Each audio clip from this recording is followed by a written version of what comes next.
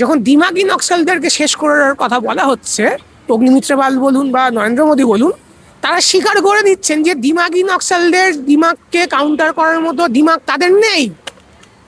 এই দিমাগ তারা আদানির পয়সায় কিনতে পারবে না। কিছু দিমাগ হয় যেগুলো বিক্রি হয় না, সেগুলোকে পয়সা দিয়েও কেনা যায় না, আর আরএসএস এর গোয়ালে সেগুলো প্রডিউসও হয় না। 15ই আগস্টের মতো গুরুত্বপূর্ণ দিনে নরেন্দ্র মোদী এখন দিমাগি নকশালটা উল্লেখ করছেন, তাদেরকে খতম করার কথা।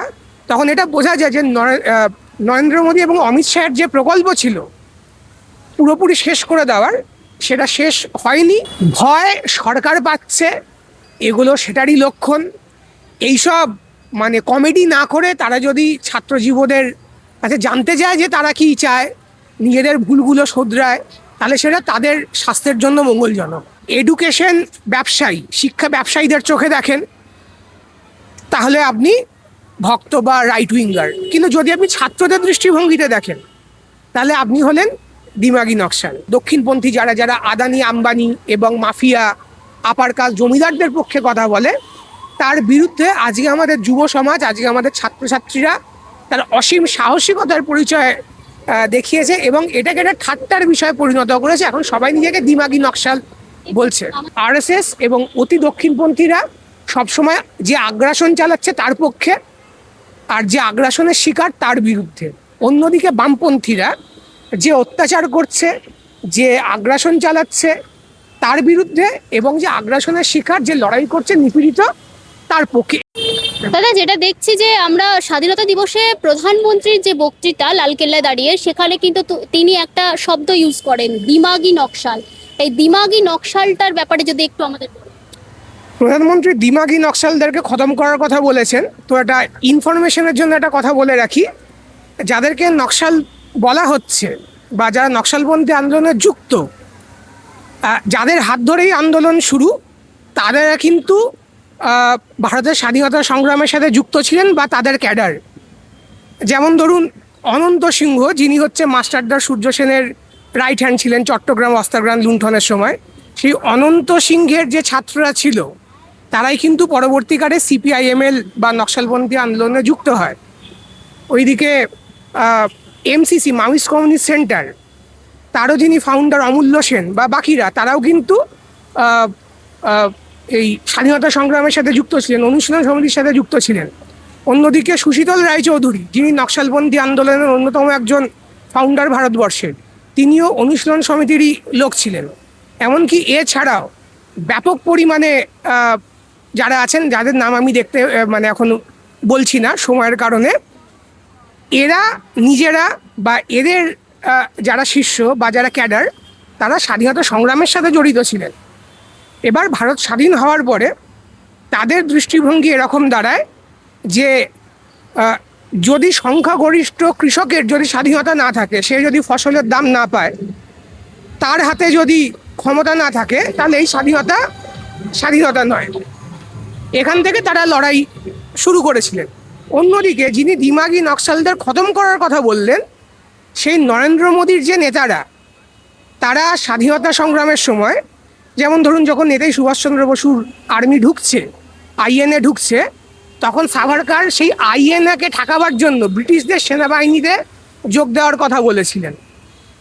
শ্যামাপ্রসাদ ব্রিটিশদের বিরোধী যে ছাত্ররা করেছিল তাদেরকে বেদ মেরেছিলেন। এরা কখনোই ভারতের স্বাধীনতা সংগ্রামের সাথে জড়িত ছিল না। অন্যদিকে যাদেরকে নকশাল বলা হচ্ছে, তাদের যারা পূর্বসূরি, তাদের যারা মানে নেতা, তারা স্বাধীনতা সংগ্রামের সাথে যুক্ত ছিলেন।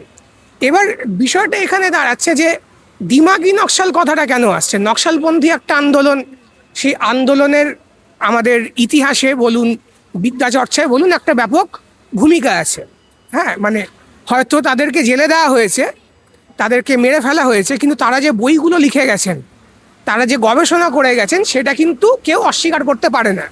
মানে যারা নকশালপন্থী রাজনীতির বিরোধী, কিন্তু যারা বিদ্যাচর্চা নিয়ে থাকেন, যারা ইতিহাস নিয়ে থাকেন বা যারা অন্য বিষয় নিয়ে কাজ করেন, তাদেরকে অস্বীকার করতে পারেন না। আজকে নরেন্দ্র মোদী সরকার বা এর আগেও আমরা দেখেছি যে যারা কৃষকের হয়ে কথা বলছে, যারা আদিবাসীদের জন্য লড়াই করছে, তাদেরকে নকশাল বলে ডেকে দেওয়া হয়েছে, নকশাল বলে তাদেরকে জেলে পড়া হয়েছে, তাদেরকে হত্যা করা হয়েছে। এবং মোদী সরকার এসে ব্যাপকভাবে আদিবাসীদের ওপরে গণহত্যা চালিয়েছে এবং নকশাল আন্দোলনকে খতম করার কথা বলেছে। অমিত শাহ বলেছিলেন 31শে মার্চের মধ্যে ভারতবর্ষ থেকে নকশাল পন্থা শেষ হয়ে গেছে। এবার শেষ যে হয়নি, 15ই আগস্টের মতো গুরুত্বপূর্ণ দিনে নরেন্দ্র মোদী এখন দিমাগি নকশালটা উল্লেখ করছেন, তাদেরকে খতম করার কথা। তখন এটা বোঝা যায় যে নরেন্দ্র মোদী এবং অমিত শাহের যে প্রকল্প ছিল পুরোপুরি শেষ করে দেওয়ার, সেটা শেষ হয়নি। তারা এখনও রেলেভেন্ট এবং তাদেরকে এখনও ভয় পাচ্ছে। কারা ভয় পাচ্ছে? আদানি আম্বানি, জমিদার জোরদারদের যে পার্টি, মাফিয়াদের পার্টি, তারা ভয় পাচ্ছে। দিমাগি নকশাল, দিমাগি মানে একটা ব্রেন টাইপের। উনি যেটা বলতে চেয়েছেন সেটা হচ্ছে, মানে ধরুন আমি যদি নকশালবন্দি আন্দোলনকে ধরি, তাহলে এটা বাম আন্দোলনের একটা ধরন। এবার ওরা যেটা করতে চাইছে যে বাম আন্দোলনের শুধু একটা ধরনকে আক্রমণ করতে চাইছে না, সামগ্রিকভাবে বাম ভাবনাকে আক্রমণ করতে আছে দিমাগি নকশাল বলে। এবার বেসিক পার্থক্যটা কি? যদি আপনি কোনো প্রবলেমকে, কোনো সমস্যা বা তার সমাধানকে এডুকেশন ব্যবসায়ী, শিক্ষা ব্যবসায়ীদের চোখে দেখেন, তাহলে আপনি ভক্ত বা রাইট উইঙ্গার। কিন্তু যদি আপনি ছাত্রদের দৃষ্টিভঙ্গিতে দেখেন, তাহলে আপনি হলেন দিমাগি নকশাল।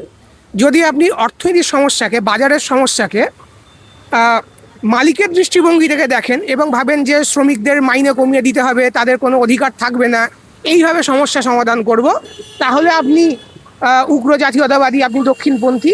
কিন্তু আপনি যদি ভাবেন যে না, শ্রমিকদের যদি অধিকার থাকে, তাদের হাতে যদি বেশি পয়সা আসে, তাহলেই মার্কেটে যে ডিমান্ড বাড়বে, তাহলেই হচ্ছে কারখানা চলবে, তাহলেই হচ্ছে অর্থনীতির বৃদ্ধি হবে, তাহলে আপনি দিমাগি নকশাল।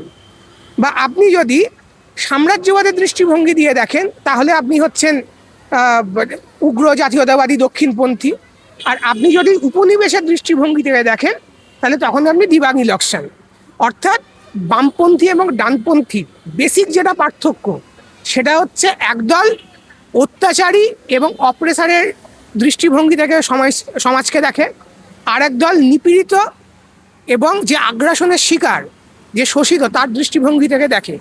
আপনারা যদি দেখেন যে দ্বিতীয় বিশ্বযুদ্ধের ঠিক আগে যখন হিটলার ইহুদিদের ওপর অত্যাচার করছে, তখন গোলওয়ালকার বলুন, এই আরএসএসের লোকজন বলুন, তারা কিন্তু হিটলারের ফ্যান ছিল। কিন্তু ইহুদিরা যখন মুসলমানদের ওপরে আরবে অত্যাচার করছে, ফিলিস্তিনে অত্যাচার করছে, তখন এরা কিন্তু মুসলমানদের পক্ষে, এরা ইহুদিদের পক্ষে। অর্থাৎ আরএসএস এবং অতি দক্ষিণপন্থীরা সবসময় যে আগ্রাসন চালাচ্ছে তার পক্ষে, আর যে আগ্রাসনের শিকার তার বিরুদ্ধে।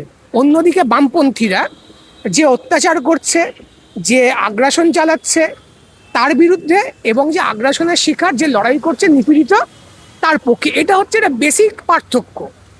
এবার এই যে বাম ভাবনা, তার বিভিন্ন শেডস আছে, একটু নরম আছে, একটু গরম আছে।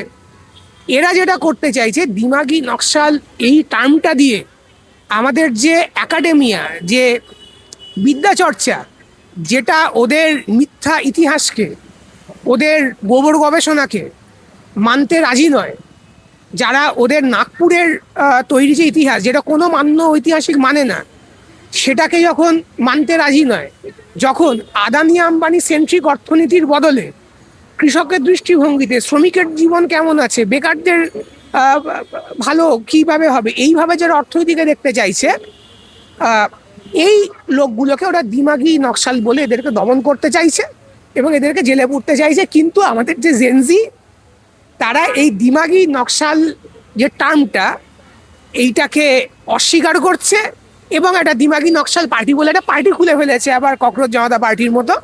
এবং এইটা আসলে যে প্রচারটা তারা চালাতে চেয়েছিল, এই আমাদের অতি দক্ষিণপন্থী যারা যারা আদানি আম্বানি এবং মাফিয়া আপার কাজ জমিদারদের পক্ষে কথা বলে, তার বিরুদ্ধে আজকে আমাদের যুব সমাজ, আজকে আমাদের ছাত্রছাত্রীরা তার অসীম সাহসিকতার পরিচয় দেখিয়েছে এবং এটাকে একটা ঠাট্টার বিষয়ে পরিণত করেছে। এখন সবাই নিজেকে দিমাগি নকশাল বলছে। আমাদের রাজ্যের অগ্নিমিত্রা পল, তিনি বলছেন যে আরবান নকশাল, এদেরকে শেষ করতে হবে। তিনিও একটা বক্তব্য আর কি রেখেছেন। হ্যাঁ, দেখুন, ইন্টেলেকচুয়াল নকশাল বা দিমাগি নকশাল, এদেরকে আচ্ছা, দিমাগি নকশাল মানে নট নেসেসারি সে কোনো নকশালপন্থী আন্দোলনের সাথে জড়িত। মোদী সরকার যে আঙ্গিকে ব্যাপারটা বলতে চেয়েছে, যেমন ধরুন ফাদার স্ট্যানশন, তিনি একজন খ্রিস্টান পাদ্রী যিনি আদিবাসীদের হয়ে কাজ করতেন, তাকে নকশাল বলে তুলে নিয়ে গিয়ে রীতিমতো বিনা চিকিৎসায় না খাইয়ে হত্যা করা হয়েছে। অর্থাৎ নকশাল বলে এখন টার্ম করা হচ্ছে, তখন শুধুমাত্র নকশালদের ধরা হচ্ছে না, যারা সরকারের বিরোধিতা করছে, যারা মুক্ত বুদ্ধির মানুষ, যারা গরিব মানুষের পক্ষে দাঁড়িয়ে অর্থনীতিকে ভাবছে, রাজনীতিকে ভাবছে, তার অধিকারের জায়গা থেকে ভাবছে, তাদেরকেই নকশাল বলে যেহেতু স্ট্যাম্প করা হচ্ছে, ফলত দিমাগি নকশাল বলে এই নকশালদের বাইরেও যে মুক্তবুদ্ধি মানুষ আছে তাদেরকে টার্ম করা হচ্ছে। এবং এই ক্ষেত্রে যখন দিমাগি নকশালদেরকে শেষ করার কথা বলা হচ্ছে, অগ্নিমিত্র পাল বলুন বা নরেন্দ্র মোদী বলুন, তারা স্বীকার করে দিচ্ছেন যে দিমাগি নকশালদের দিমাগকে কাউন্টার করার মতো দিমাগ তাদের নেই। এই দিমাগ তারা আদানির পয়সায় কিনতে পারবে না। কিছু দিমাগ হয় যেগুলো বিক্রি হয় না, সেগুলোকে পয়সা দিয়েও কেনা যায় না, আর আরএসএসের গোয়ালে সেগুলো প্রডিউসও হয় না। সুতরাং যদি দিমাগ কেনা না যায়, যদি নিজেরা সেই দিমাগ তৈরি করতে না পারে, তাহলে তাদেরকে মেরে ফেলতে হবে, তাদেরকে জেলে দিতে হবে। কিন্তু উমর খালিদকে 5 বছর জেলে রেখেও, ডক্টর উমর খালিদকে 5 বছর জেলে রেখেও কিন্তু ককরোচ জনতা পার্টির মুভমেন্ট তারা আটকাতে পারেনি। আজকে লক্ষ লক্ষ ছাত্রকে নিজেকে দিমাগি নকশাল বলে দাবি করতে আটকাতে পারেনি। তার মানে ভয় পাচ্ছে আগামী ভয় সরকার পাচ্ছে, এগুলো সেটারই লক্ষণ। এইসব মানে কমেডি না করে তারা যদি ছাত্র যুবদের কাছে জানতে চায় যে তারা কী চায়, নিজেদের ভুলগুলো শোধরায়, তাহলে সেটা তাদের স্বাস্থ্যের জন্য মঙ্গলজনক।